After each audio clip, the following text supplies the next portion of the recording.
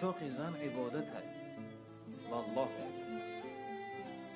همین آغوش کردن زن اگرچه با او همبستری هم نکنه در پهلوش بودن همین خودش عبادت است. حضرت الله اکبر حضرت رسول اکرم صلی الله علیه و سلم در آغوش زن وفات کردند.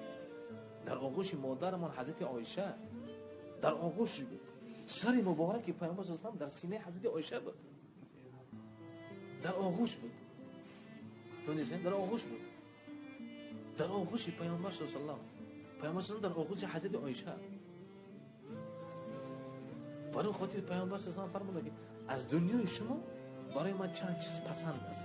یکی معطر بودن، خوشبو زدن، عطر آلود کردن. دوم همسر خوب. و همینجا پیامبر خدا فرمودن که الدنیا متاع و خیر المتاع الدنیا المرأة الصالحه.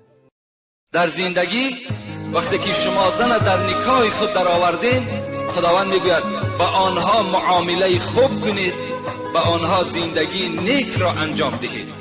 فاین کریهتموهن، بین در دوام خدا چی میگوید؟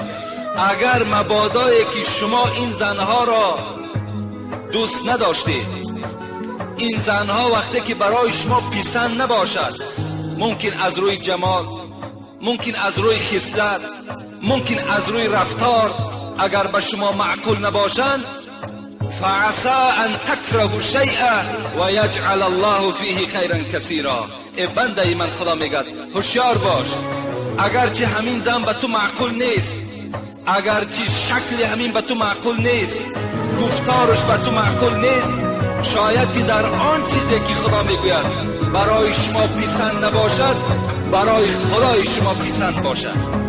شاید که همین زنی که خوب صورت نیست، خوب رفتار نیست، شاید که همین زن برای شما فرزندهای بهترین تولد کنه. شاید که تو اینو طلاق دهی، تو اینو از نزد خود دور کنی، یک زنی زیبا صورت بیاری، یک زنی زیبا رفتار بیاری، لکن ممکن که مثل این خدا میگوید و تو فرزندهای خوب تولد نکنه.